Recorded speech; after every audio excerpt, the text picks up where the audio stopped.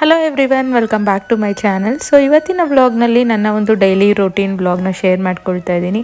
ಮತ್ತು ಕೆಲವೊಂದು indoor ಪ್ಲ್ಯಾಂಟ್ಸ್ದು tips ಸಹ ಶೇರ್ ಮಾಡ್ತಾ ಇದ್ದೀನಿ. ಅಂದರೆ ಲಾಂಗ್ ಲೈಫ್ ಬರೋಕ್ಕೆ ಏನು ಟಿಪ್ಸ್ನ ನಾನು ಯೂಸ್ ಮಾಡ್ತೀನಿ ಅಂತ. ಜೊತೆಗೆ ಕೆಲವೊಂದು ಜ್ಯುವೆಲರೀಸ್ದು ಝೂಮ್ ಲುಕ್ ಕೇಳಿದ್ರಲ್ವ, ಆ್ಯಂಟಿಕ್ ನೆಕ್ಲೆಸ್ದೆಲ್ಲ, ಅದರದ್ದು ಇವತ್ತು ಝೂಮ್ ಲುಕ್ ಸಹ ತೋರಿಸ್ತಾ ಇದ್ದೀನಿ. ಎಲ್ಲೂ ಸ್ಕಿಪ್ ಮಾಡ್ತೀರಾ, ಕೊನೆ ತನಕ ನೋಡಿ ಅಂತ ಹೇಳ್ತಾ ಈ ವ್ಲಾಗ್ಸ್ನ ಸ್ಟಾರ್ಟ್ ಮಾಡೋಣ ಬನ್ನಿ. ಸೊ ಆ್ಯಸ್ ಯೂಶ್ವಲ್ ಬೆಳಗ್ಗೆ ಎದ್ದಿದ ತಕ್ಷಣ ಮಕ್ಕಳಿಗೆ ಬ್ರೇಕ್ಫಾಸ್ಟ್ ಎಲ್ಲ ಮಾಡಿಸಿ ಇನ್ನು ಸ್ಕೂಲ್ಗೆ ರೆಡಿ ಮಾಡಿ ಇನ್ನು ಕಳಿಸೋವಂಥ time. So early mornings usually ಬ್ಯುಸಿಯಾಗೇ ಇರ್ತೀನಿ. ಅದೇ ರೀತಿ ಇವತ್ತು ಸಹ ಬ್ಯುಸಿಯಾಗಿದ್ದೆ. ಸೊ ಬೆಳಗ್ಗೆ ಬ್ರೇಕ್ಫಾಸ್ಟ್ಗೆ ನಾನು ಇವತ್ತು ಚಪಾತಿ ಮತ್ತು ಕುಂಬಳಕಾಯಿ ಪಲ್ಯ ಮಾಡೋಣ ಅಂತ. ಸೊ ಇನ್ನೊಂದು ನಿಮ್ಮೆಲ್ಲರ ಜೊತೆ ಶೇರ್ ಮಾಡ್ಕೋಬೇಕಾಗಿರೋದು ಈ ಒಂದು indoor plants related Tipu. So ನೀವು ಯೂಶ್ವಲಿ ನೋಡಿದ್ರೆ ನನ್ನ ವೀಡಿಯೋಸಲ್ಲಿ ಒಂದೊಂದು ಟೈಮಿಗೆ ಒಂದೊಂದು ಗಿಡ ಇರುತ್ತೆ ಈ ಒಂದು ಪ್ಲೇಸಲ್ಲಿ. ರೀಸನ್ ಏನಂದರೆ, ಸೊ ಇಲ್ಲಿ ಬಿಸಿಲೇ ಬೀಳಲ್ಲ ಆ್ಯಕ್ಚುಲಿ ಲಿವಿಂಗ್ ರೂಮಲ್ಲಿ. ಅದಕ್ಕೆ ನಾನು ಇಂಟರ್ಚೇಂಜ್ ಮಾಡ್ತಾ ಇರ್ತೀನಿ. ಅಂದರೆ 15 ಡೇಸ್ ಇದು ಈ ಪ್ಲೇಸಲ್ಲಿದ್ದರೆ ರಿಮೈನಿಂಗ್ 15 ಡೇಸ್ ಒಳಗಡೆ ಇರುತ್ತೆ ಕಿಚನಲ್ಲಿ, ಅಲ್ಲಿ ಬಿಸಿಲು ಬೀಳುತ್ತೆ ಅಂತ. ಸೊ ಈ ಥರ ಇಂಟರ್ಚೇಂಜ್ ಮಾಡೋದ್ರಿಂದ ಪ್ರತಿಯೊಂದು ಗಿಡಕ್ಕೂ ಎಷ್ಟು ಬೇಕೋ ಅಷ್ಟು ಸನ್ಲೈಟ್ ಸಿಗೋದ್ರಿಂದ ಜಾಸ್ತಿ ದಿನ ಲೈಫ್ ಬರುತ್ತೆ. ಮತ್ತು ಮಿನಿಮಮ್ ವಾಟ್ರ್ ಹಾಕಬೇಕು, ವಾರಕ್ಕೆ ಒಂದು ಸಲ ನೀರು ಹಾಕಿದ್ರೆ ಸಾಕು ಇಂಡೋರ್ ಪ್ಲ್ಯಾಂಟ್ಸ್ಗೆ. ಸೊ ನೆಕ್ಸ್ಟು ನಾನು ಆ ಮನೆ ಮುಂದೆ ಒಂದು ಪುಟಾಣಿ ರಂಗೋಲಿ ಎಲ್ಲ ಬಿಡಿಸಿ ಇವಾಗ ಹೊಸಲು ಪೂಜೆಗೆ ಎಲ್ಲ ರೆಡಿ ಮಾಡ್ಕೊಳ್ತಾ ಇದ್ದೀನಿ. ಸೊ ಈ ಥರ ನೀರು ಮಿಕ್ಸ್ ಮಾಡಿಕೊಂಡು ನಾನು ಯೂಶ್ವಲಿ ಹೊಸಲ ಮೇಲೆ ಹಾಕ್ತೀನಿ. ರೀಸನ್ ಏನಂದರೆ, ನಾನು 2 ಡೇಸ್ ಅಷ್ಟೇ ಮನೆ ಮುಂದೆ ಎಲ್ಲ ನೀರು ಹಾಕಿ ರಂಗೋಲಿ ಹಾಕೋದು, ಸೋಮವಾರ ಮತ್ತು ಶುಕ್ರವಾರ. ರಿಮೈನಿಂಗ್ ಡೇಸ್ ಎಲ್ಲ ನಾನು ಜಸ್ಟ್ ಗುಡಿಸ್ಕೊಳ್ತೀನಿ ಅಷ್ಟೇ, ನೀರೆಲ್ಲ ಹಾಕಲ್ಲ. ಸೊ ಆ ಒಂದು ರೀಸನಿಂದ ಈ ಒಂದು ಪ್ಲೇಸ್ ಹೊಸಲ ಹತ್ರ ನಾನು ರಂಗೋಲಿ ಪುಡಿ ಡೈರೆಕ್ಟಾಗಿ ಹಾಕಿದ್ರೆ ಅದು ನೆಕ್ಸ್ಟ್ ಡೇಗೆ ಹಾಳಾಗಿರುತ್ತೆ, ಅಂದರೆ ತುಳಿಯೋದು ಎಲ್ಲ ಮಾಡ್ತಾರೆ. ಬಟ್ ಈ ಥರ ನೀರು ಮಿಕ್ಸ್ ಮಾಡ್ಕೊಂಡು ಹಾಕೋದ್ರಿಂದ ಅದು ಏನಾರ ತುಳಿದ್ರೇನು ಇಲ್ಲಾಂದರೆ ಇದು ಮಾಡಿದ್ರೂ ಅದು ಏನೂ ಆಗೋಲ್ಲ, ಹಂಗೆ ಪೇಂಟಲ್ಲಿ ಹಾಕ್ದಂಗೆ ಹಂಗೆ ಇರುತ್ತೆ.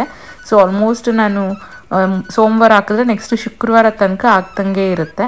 ಸೊ ಆ ಒಂದು ರೀಸನಿಂದ ಈ ಥರ ಇಲ್ಲಿ ಮಾತ್ರ ನೀರಲ್ಲಿ ಮಿಕ್ಸ್ ಮಾಡಿ ಹಾಕ್ತೀನಿ. ಇದು ಆ್ಯಕ್ಚುಲಿ ಇದು ಡಿಫ್ರೆಂಟ್ ರಂಗೋಲಿ ಪುಡಿ, ಅಂದರೆ ನಾರ್ಮಲ್ ಆಚೆ ಹಾಕೋದು ಕಲ್ಲಿನಿಂದ ಮಾಡಿರೋ ಪುಡಿ, ಬಟ್ ಇದು ಸಪ್ರೇಟಾಗಿ ಸಿಗುತ್ತೆ ನೀರಲ್ಲಿ ಮಿಕ್ಸ್ ಮಾಡ್ಕೊಳ್ಳೋಕ್ಕೆ. ಹಾರಿದ್ಮೇಲೆ ತುಂಬ ಬ್ರೈಟಾಗಿರುತ್ತೆ, ಪೇಂಟಲ್ಲಿ ಹಾಕ್ದಂಗೆ ಇರುತ್ತೆ. ನೆಕ್ಸ್ಟ್ ಅದು ಹಾರಿರೋದು ಸಹ ತೋರಿಸ್ತೀನಿ ನಿಮಗೆ ಯಾವ ರೀತಿ ಕಾಣುತ್ತೆ ಅಂತ. ಸೊ ಇವಾಗೆಲ್ಲ ಮನೆಯಲ್ಲೆಲ್ಲ ಪೂಜೆ ಎಲ್ಲ ಮುಗೀತು. ಸೊ ಇವಾಗ ಬ್ರೇಕ್ಫಾಸ್ಟ್ಗೆ ಏನಾರ ಮಾಡಿಬಿಡೋಣ ಅಂತ ನಮ್ಮ ನೈಬರೇ ನನಗೆ ಒಂದು ಕುಂಬಳಕಾಯಿ ಕಳಿಸಿದ್ರು, ಅವ್ರದ್ದು ತೋಟದಲ್ಲೇನೋ ಬಿಟ್ಟಿರೋದು. ಸೊ ನನಗಂತೂ ಕುಂಬಳಕಾಯಿ ಸಖತ್ ಫೇವ್ರೇಟ್ ಒಂದು ವೆಜಿಟೇಬಲ್ ಅಂತಲೇ ಹೇಳ್ಬೋದು, ಪೊಟ್ಯಾಟೊ ಮತ್ತು ಕುಂಬಳಕಾಯಿ. ಸೊ ಯೂಶ್ವಲಿ ಕುಂಬಳಕಾಯಿ ಯೂಸ್ ಮಾಡ್ಕೊಂಡು ತುಂಬಾ ನಾವು ರೆಸಿಪೀಸ್ನ ಮಾಡ್ಬೋದು. ಸೊ ಚಪಾತಿಗೆ ಪಲ್ಯ ಮಾಡ್ಕೊಂಡು ತಿನ್ನೋದ್ರೂ ತುಂಬ ಚೆನ್ನಾಗಿರುತ್ತೆ. ಮತ್ತು ಪರಾಟ ಥರ ಮಾಡ್ಕೊಳ್ತೀನಿ, ಅಂದರೆ ಇದನ್ನು ಚೆನ್ನಾಗಿ ತುರಿದ್ಬಿಟ್ಟು ಗೋಧಿ ಹಿಟ್ಟು ಜೊತೆ ಮಿಕ್ಸ್ ಮಾಡಿಕೊಂಡು ಪರಾಟ ಥರ ಮಾಡ್ಬೋದು, ಅದು ಚೆನ್ನಾಗಿರುತ್ತೆ. ನೆಕ್ಸ್ಟ್ ಯಾವಾಗಾದರೂ ತೋರಿಸ್ಕೊಡ್ತೀನಿ. ಸೊ ತುಂಬಾ ಈಸಿ ಇದು ಮಾಡೋದು, ಅಂದರೆ ಸ್ಟೀಮ್ ಮಾಡಿಕೊಂಡು ಜಸ್ಟ್ ಒಗ್ಗರಣೆ ಕೊಟ್ಕೊಂಡ್ರೂ ಸಾಕು. ಇಲ್ಲಾಂದರೆ ಡೈರೆಕ್ಟಾಗಿ ಅಲ್ಲಿ ಎಣ್ಣೆಯಲ್ಲಿ ಹುರ್ಕೊಂಡು ಸ್ವಲ್ಪ ಮಸಾಲೆ ಆ್ಯಡ್ ಮಾಡಿಕೊಂಡು ಗೊಜ್ಜು ಥರನೂ ಮಾಡ್ಕೊಳ್ಬೋದು. ಮತ್ತು ಇದ್ರ ಬೀಜ ಸಹ ನಾನೇನು ಬಿಸಾಡಲ್ಲ, ಅದನ್ನು ಒಣಗಿಸಿ, ಅಂದರೆ ಬಿಸಿಲಲ್ಲಿಟ್ಟು ಒಣಗಿಸಿದ್ಮೇಲೆ ಅದು ಸಿಪ್ಪೆ ತೆಗೆದ್ಬಿಟ್ಟು ತಿನ್ನೋಕ್ಕೂ ಚೆನ್ನಾಗಿರುತ್ತೆ. ಸೊ ನೀವೇನಾದರೂ ಈ ಡ್ರೈ ಫ್ರೂಟ್ ಶಾಪ್ಗೆಲ್ಲ ಹೋದರೆ ಪಂಪ್ಕಿನ್ ಸೀಡ್ಸ್ ಅಂತ ಸಿಗುತ್ತಲ್ವ, ಅದೇ ಇದು. ಅವರು ಸಿಪ್ಪೆ ಬಿಡಿಸಿ ಇಟ್ಟಿರ್ತಾರೆ, ನಾವು ಇಲ್ಲಿ ಸಿಪ್ಪೆ ಬಿಡಿಸ್ಕೊಂಡು ತಿನ್ಬೇಕು, ಅಷ್ಟೇ ಡಿಫ್ರೆನ್ಸು. ಸೊ ನಾನು ಯಾವಾಗ ಪಂಪ್ಕಿನ್ದು ರಿಲೇಟೆಡ್ ಏನೇ ರೆಸಿಪಿ ಮಾಡಿದ್ರೂ ಇದ್ರದ್ದು ಬೀಜನೆಲ್ಲ ಬಿಸಾಕ್ದಿರ ಅದನ್ನು ಲೈಕ್ ಡ್ರೈ ಮಾಡಿ ಸ್ಟೋರ್ ಮಾಡ್ಕೊಳ್ತೀನಿ. ಅಂದರೆ ಅದು ಹೆಲ್ತ್ ಬೆನಿಫಿಟ್ ತುಂಬ ಇದೆ ಆ ಸೀಡ್ಸಲ್ಲಿ, ವೆಯ್ಟ್ ಲಾಸ್ಗೆಲ್ಲ ಹೆಲ್ಪ್ ಆಗುತ್ತೆ. ಸೊ ಇವಾಗ ಎಲ್ಲ ಸ್ಟೀಮ್ ಮಾಡ್ಕೊಳ್ಳೋಕೆ ಇಟ್ಕೊಳ್ತಾ ಇದ್ದೀನಿ ಪಂಪ್ಕಿನ್ಸ್ನ. ಸೊ ನೆಕ್ಸ್ಟು ಒಂದು 10 ಮಿನಿಟ್ಸ್ಗೆ ಪಲ್ಯ ಆಗೋಗುತ್ತೆ, ಅಂದರೆ ಅದು ಸ್ಟೀಮ್ ಆದಮೇಲೆ ಬೆಂದಿದೆ ಅನ್ನೋಷ್ಟರಲ್ಲಿ ಒಗ್ಗರಣೆ ಹಾಕ್ಕೊಂಡ್ರೆ ಪಲ್ಯ ಆಗೋಗುತ್ತೆ. ಸೊ ಜೊತೆಗೆ ಕಾಂಬಿನೇಷನ್ ಆಗಿ ಚಪಾತಿ ಸಹ ಮಾಡ್ಕೊಳ್ತಾ ಇದ್ದೀನಿ. ಸೊ ಇದು ಪಂಪ್ಕಿನ್ದು ನೀವು ಪಲ್ಯ ಮಾಡಿದಾಗ ಅನ್ನ ರಸಮ್ ಜೊತೆನೂ ಚೆನ್ನಾಗಿರುತ್ತೆ, ಇಲ್ಲ ಚಪಾತಿ ಮಾಡ್ಕೊಂಡ್ರೂ ಚೆನ್ನಾಗಿರುತ್ತೆ. ಸೊ ಇವಾಗ ನಾನು ನಿಮಗೆ ಆ ಪಂಪ್ಕಿನ್ ಸೀಡ್ಸ್ನ ಇಲ್ಲಿ ಡ್ರೈ ಮಾಡೋಕ್ಕೆ ಇಟ್ಟಿದ್ದೀನಿ. ಸೊ ಈ ಥರ ಬಿಸಿಲಲ್ಲಿ ಇಟ್ಟರೆ ಸಾಕು, ಅದು 1 or 2 ಡೇಸ್ ಆದಮೇಲೆ ನೀವು ನೀಟಾಗಿ ಸಪ್ರೇಟ್ ಮಾಡ್ಕೊಂಡೋದು ಬೀಜಗಳನ್ನ ಮಾತ್ರ ಸ್ಟೋರ್ ಮಾಡಿ ಇಟ್ಕೋಬೋದು. ಸೊ ಮಕ್ಕಳಿಗೆ ಅದರಲ್ಲಿ ಉಂಡೆ ಥರ ಏನಾರ ಮಾಡಿಕೊಡ್ಬೋದು, ಇಲ್ಲ ಡೈರೆಕ್ಟಾಗಿ ಕೊಟ್ರೂ ಬಿಡಿಸ್ಕೊಂಡು ತಿನ್ನೋಕ್ಕೆ ಚೆನ್ನಾಗಿರುತ್ತೆ. ಸೊ ನೋಡಿ ಇವಾಗೆಲ್ಲ ಹಾರಿದೆ ರಂಗೋಲಿ, ಈ ಥರ ಕಾಣುತ್ತೆ ಹಾರಿದ್ಮೇಲೆ, ಏನೋ ಪೇಂಟಲ್ಲಿ ಬಿಟ್ಟಂಗೆ ಅನಿಸುತ್ತೆ. ನೆಕ್ಸ್ಟು ಸ್ವಲ್ಪ ಸ್ನ್ಯಾಕ್ಸ್ಗೆ ಇವತ್ತು ವಾಟರ್ ಮೆಲೂನ್ ಎಲ್ಲ ಇತ್ತು, ಅದನ್ನೆಲ್ಲ ಕಟ್ ಮಾಡಿ ಮಕ್ಕಳಿಗೆ ಸ್ಕೂಲ್ಗೆ ಹಾಕಿ ಕಳಿಸ್ದೆ. ಸೊ ಮಕ್ಕಳೆಲ್ಲ ಸ್ಕೂಲ್ಗೆ ಹೋದ್ಮೇಲೆ ನನಗೆ ಬ್ರೇಕ್ಫಾಸ್ಟ್ ಇವಾಗ ನಾನು ಬಿಸಿಯಾಗಿ ಚಪಾತಿ ಮಾಡ್ಕೊಳ್ತೀನಿ. ಚಪಾತಿ ಮಾಡ್ಕೊಂಡಾಗೆಲ್ಲ ನಾನು ಮೊದಲೇ ಮಾಡಿಟ್ಬಿಡಲ್ಲ, ಸೊಮವು ನನಗೆ ಬಿಸಿ ಆವಾಗ ಮಾಡ್ಕೊಂಡು ತಿನ್ನೋದಕ್ಕೆ ಇಷ್ಟ ಆಗುತ್ತೆ. ಸೊ ಇವಾಗ ನನಗೆ ನನ್ನ ಹಸ್ಬೆಂಡ್ಗೆ ಸಪ್ರೇಟಾಗಿ ಮಾಡ್ಕೊಳ್ತಾ ಇದ್ದೀನಿ. ಮಕ್ಕಳಿಗೆಲ್ಲ ಆಲ್ರೆಡಿ ಬಾಕ್ಸ್ ಎಲ್ಲ ಪ್ಯಾಕ್ ಮಾಡಿ ಕಳಿಸಿದ್ದಾಯಿತು.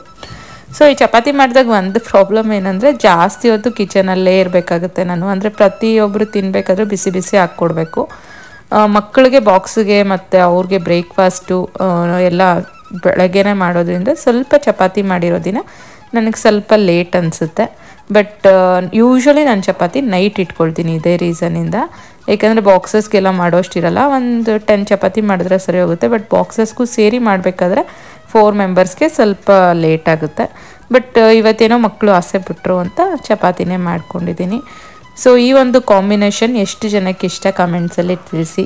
ಅಂದರೆ ನಮ್ಮನೇಲಿ ಎಲ್ಲರಿಗೂ ಚಪಾತಿ ಫೇವ್ರೇಟು, ಬಟ್ ನಾನು ಜಾಸ್ತಿ ನೈಟ್ ಅಷ್ಟೇ ಮಾಡ್ತೀನಿ. ಸೊ ನನ್ನ ಒಂದು ಲೈಫ್ ಸ್ಟೈಲ್ ಸ್ಟೆರೇಟಿವ್ ಇರೋದ್ರಿಂದ ಯಾವಾಗೂ ಕೂತೇ ಇರ್ತೀನಿ ಲ್ಯಾಪ್ಟಾಪ್ ಮುಂದೆ. ಸೊ ವೆಯ್ಟ್ಲೆಸ್ ಅಂತೂ ಮಾಡೋಕ್ಕೆ ಆಗ್ತಾಯಿಲ್ಲ, ಇನ್ನೂ ವೆಯ್ಟ್ ಗೇನೇ ಆಗ್ತಾಯಿದ್ದೀನಿ. ಸೊ ಅದಕ್ಕೆ ಅಟ್ಲೀಸ್ಟ್ ಒಂದು ಸ್ವಲ್ಪ ಡಿಟಾಕ್ಸ್ ಡ್ರಿಂಕ್ ಇಂಥದ್ದೆಲ್ಲ ಕುಡಿದ್ರೆ ಆದಷ್ಟು ಅವಾಯ್ಡ್ ಆಗುತ್ತೆ ವೆಯ್ಟ್ ಗೇನ್ ಅನ್ನೋದ್ರ ಒಂದು ರೀಸನಿಂದ. ಸೊ ಬೆಳಗಿನ ಜಾವ ಈ ಒಂದು ಓಂಕಾಳು ಇಲ್ಲಾಂದರೆ ಸೋಂಪು ಇಲ್ಲಾಂದರೆ ಜೀರಿಗೆ ಈ ಮೂರಲ್ಲಿ ಯಾವುದಾದ್ರೂ ಒಂದು ಇಲ್ಲ ಮಿಕ್ಸ್ ಎಲ್ಲ ಸ್ವಲ್ಪ ಹಾಕಿ ಈ ಥರ ಕುದಿಸಿ ನೀರನ್ನ ಕುಡಿಯೋದ್ರಿಂದ ಸ್ವಲ್ಪ ವೆಯ್ಟ್ ಲಾಸ್ಗೂ ಹೆಲ್ಪ್ ಆಗುತ್ತೆ ಮತ್ತು ಬಾಡಿ ಸಹ ಪ್ಯೂರಿಫೈ ಆಗುತ್ತೆ ಅಂತ ಹೇಳ್ತಾರೆ. ಸೊ ಆ ಒಂದು ರೀಸನಿಂದ ಈ ನಡುವೆ ಎಲ್ಲ ನಾನು ಈ ಡಿಟಾಕ್ಸ್ ಡ್ರಿಂಕ್ ಥರ ಮಾಡ್ಕೊಂಡು ಕುಡಿತಾ ಇದ್ದೀನಿ. ಮೊದಲೆಲ್ಲ ಜಸ್ಟ್ ವಾಟರ್ ಕುಡಿತಾ ಇದ್ದಿದ್ದ ತಕ್ಷಣ, ಬಟ್ ಇವಾಗ ಈ ಥರ ಲೈಕ್ ಏನಾದರೂ ಒಂದು ಕಾಳು ಹಾಕ್ಕೊಂಡು ಕುದಿಸ್ಕೊಂಡು ಕುಡಿತೀನಿ. ಸೊ ಇದೆಲ್ಲ ಕುಡಿದ್ಮೇಲೆ ಒಂದು ½ ಆನ್ ಅವರ್ ಬ್ರೇಕ್ ಕೊಟ್ಟರೆ ಒಳ್ಳೆಯದು ಅಂತ ಹೇಳ್ತಾರೆ. ಬಟ್ ನನಗಂತೂ ಆಲ್ಮೋಸ್ಟ್ ಇದೇ ರಿಲ್ಯಾಕ್ಸಿಂಗ್ ಟೈಮು. ಮಕ್ಕಳೆಲ್ಲ ಸ್ಕೂಲ್ಗೆ ಹೋಗ್ಬಿಟ್ರೆ ಅಂತೂ ಸಮ್ಹೌ ನನಗೇನೋ ಒಂದು ಅಚೀವ್ಮೆಂಟ್ ಮಾಡ್ದಂಗೆ, ಅಂದರೆ ಒಂದು ಟಾಸ್ಕ್ ಮುಗ್ದಂಗೆ ಡೇಯಲ್ಲಿ.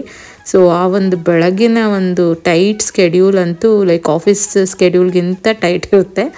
ಸೊ ನೆಕ್ಸ್ಟು ಹಸ್ಬೆಂಡ್ ಸ್ವಲ್ಪ ತರಕಾರಿ ಎಲ್ಲ ತಂದಿದ್ರು, ಅಂದರೆ ಬರಬೇಕಾದ್ರೆ ಮಕ್ಕಳನ್ನೆಲ್ಲ ಬಿಟ್ಟು ಹೇಳಿದೆ ನಾನೆಲ್ಲ ಖಾಲಿಯಾಗಿದೆ ಅಂತ. ಸೊ ಆ ಒಂದು ರೀಸನಿಂದ ಅವರೆಲ್ಲ ತಂದಿದ್ರು. ಸೊ ಇವಾಗ ಅದನ್ನೆಲ್ಲ ಎತ್ತಿಟ್ಕೊಂಡ್ಬಿಡ್ತಾಯಿದ್ದೀನಿ. ನನಗಂತೂ ಯಾವ ಕೆಲಸ ಅವತ್ತಿಂದ ಅವಾಗೇ ಮಾಡಿಬಿಟ್ರೆ ಅದು ಕಂಪ್ಲೀಟ್ ಆಗುತ್ತೆ. ಇಲ್ಲಾಂದರೆ ಎಲ್ಲಿಂದ ಅಲ್ಲೇ ಬಿದ್ದಿರುತ್ತೆ. 3 ಡೇಸ್ ಆದರೆ ಈ ತರಕಾರಿ ಆಚೆನೇ ಇರುತ್ತೆ ನಾನು ಎತ್ತಿಡಲಿಲ್ಲ ಅಂದರೆ. ಸೊ ಬೆಳಗಿನ ಜಾವ ಅಷ್ಟೇ ನಾನು ಸ್ವಲ್ಪ ಮಕ್ಕಳು ಸ್ಕೂಲ್ಗೆ ಹೋದ್ಮೇಲೆ ಫ್ರೀ ಇರ್ತೀನಿ. ಸೊ ಅವಾಗೇ ಈ ಥರ ಕೆಲಸ ಎಲ್ಲ ಆಲ್ಮೋಸ್ಟ್ ಮುಗಿಸ್ಕೊಳ್ತೀನಿ. ಅಂದರೆ ನಂದು ಆಫೀಸ್ ಕೆಲಸ ಎಲ್ಲ ಸ್ಟಾರ್ಟ್ ಆಗೋಕ್ಕೆ ಮುಂಚೆ. ಸೊ ಯೂಶ್ವಲಿ ನಮ್ಮಲ್ಲಿ ಜಾಸ್ತಿ ಯೂಸ್ ಮಾಡೋದು ಅಂದರೆ ಕ್ಯಾರೆಟು, ಬೀನ್ಸು, ಈ ಬಟಾಣಿ ಇಂಥದ್ದು ತುಂಬಾ ಯೂಸ್ ಮಾಡ್ತೀನಿ. ಏಕೆಂದರೆ ಬ್ರೇಕ್ಫಾಸ್ಟ್ಗೆ ಇದೆಲ್ಲ ತುಂಬಾ ಒಂದು ಒಳ್ಳೆ ಆಪ್ಷನ್ಸು.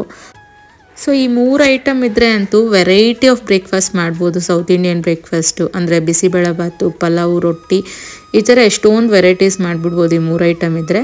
ಈರುಳ್ಳಿ, ಟೊಮೆಟೊ, ಸೊ ಇಷ್ಟು ಮಾತ್ರ ನಮ್ಮ ಮನೇಲಿ ಸ್ಟಾಕ್ ಇರುತ್ತೆ. ಸೊ ಈ ವಾಟರ್ ಮೆಲೂನ್ ರಿಮೈನಿಂಗ್ ಏನಿರುತ್ತಲ್ಲ ಸಂಜೆ ಬಂದಾಗ ಸ್ನ್ಯಾಕ್ಸ್ ಥರ ಕೊಡೋಣ ಅಂತ ಫ್ರಿಜ್ಜಲ್ಲಿ ಎತ್ತಿಡ್ತಾ ಇದ್ದೀನಿ. ಸೊ ನೆಕ್ಸ್ಟು ಸ್ವಲ್ಪ ಆನಿಯನ್ಸು ಇದನ್ನು ಸಹ ತಂದಿದ್ರು. ಸೊ ಅದನ್ನು ಸಹ ನಾನೆಲ್ಲ ನೀಟಾಗಿ ಕ್ಲೀನಾಗಿ ಎತ್ತಿಟ್ಟು ಇನ್ನು ನೆಕ್ಸ್ಟು ನಾನಿನ್ನು ಬ್ರೇಕ್ಫಾಸ್ಟ್ನ ಮಾಡೋದು.